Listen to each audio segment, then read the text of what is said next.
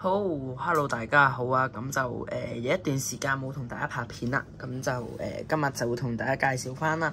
咁上集咧，我哋就介紹過呢個1:120嘅九巴遊香港嘅 HK1啦。咁今集就介紹呢個嘅1:76咁樣嘅九巴遊香港嘅 HK1。咁上次咧，佢嘅路線圖咧係九巴遊香港嘅，係寫住夜遊㗎嚇。大家有冇記錯的話，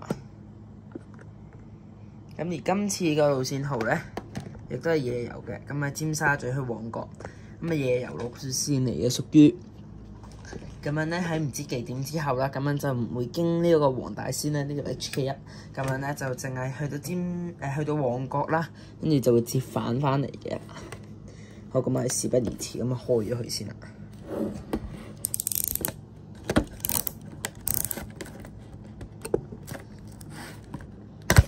係啦，呢部車係80M 嗰個嘅標價啦，咪即係80M 佢推出嘅時間係比Model One係早嘅，有Model One都未出嘅。咁但係聽聞咧，佢嗰個咁樣嘅 QC 咧就差啲啦。好，個 number 就係0467，係啦，1000分嘅。咁點解話 QC 差啲咧？咁嘢查埋佢先。因為咧，即係啲人係講話啦，有好多嘅欄杆都係斷啦。咁你見到啦，即係開篷車啊，避免唔少有好多欄杆。咁有好多欄杆係斷嘅，咁就我自己都揀咗一段時間啦，咁先至揀咗一部係，即係冇係屬於正常啦嚇，叫做正常嘅一個嘅九巴開篷嘅。咁我上集都有講過啦，咁其實咧呢部車都揀咗有一段嘅時間嘅，係啦，因為其實咧。喺呢部嗰部1:120咧，即係呢個嘅開篷咧，嗰個爛欄杆嘅一個嘅情況嘅。好，咁我哋而家事不宜遲，開咗佢先。有個級數就幾好，不過咧今次嗰張嘅書啦，即係嗰張證書咧，就冇呢個嘅，我哋係咪叫卡套咧？即係透明嗰個嘢啦，咁就淨係就咁攝住喺呢度就算啦。咁可能自己稍後時間都會入翻個咁樣嘅卡套嘅。咁呢一批嘅開篷車都有個特點啦，就係全部都係設有呢個水塘位嘅。咁佢呢個級數非常之好啊，專貨呢個開篷車嘅。大家可以見到啦，嗱，水塘位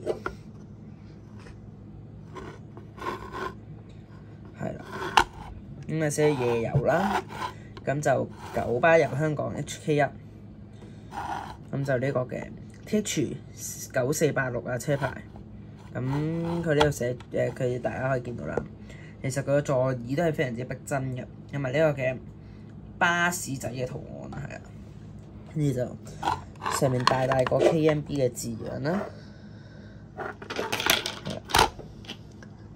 跟住咧我哋可以睇下啦，呢個咁樣嘅。欄杆啊，好脆弱啊，係啊，都唔夠膽，但係佢掂。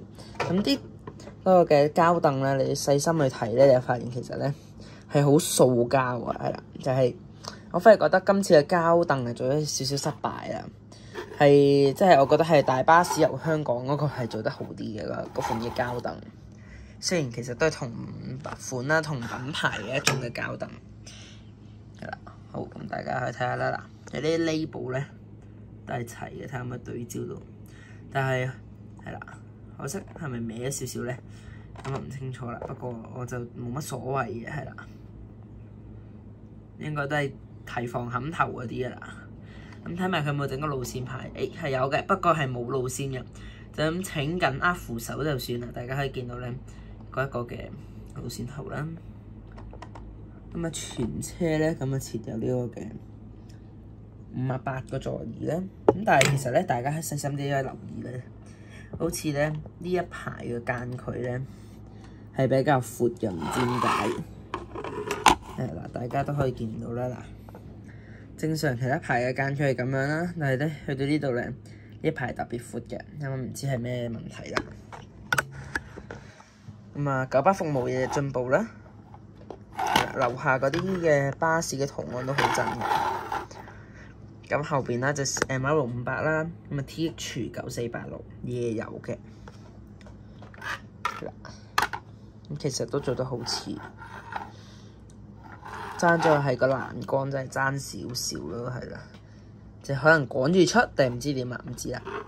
咁車頂有個天窗嘅，咁就對比翻呢個咁樣嘅1:120，係真係靚，一個紅色一個金色，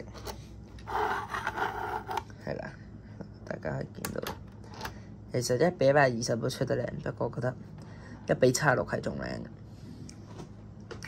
係啦，好啦，今集嘅時間都差唔多啦，咁我哋下集再見，拜拜。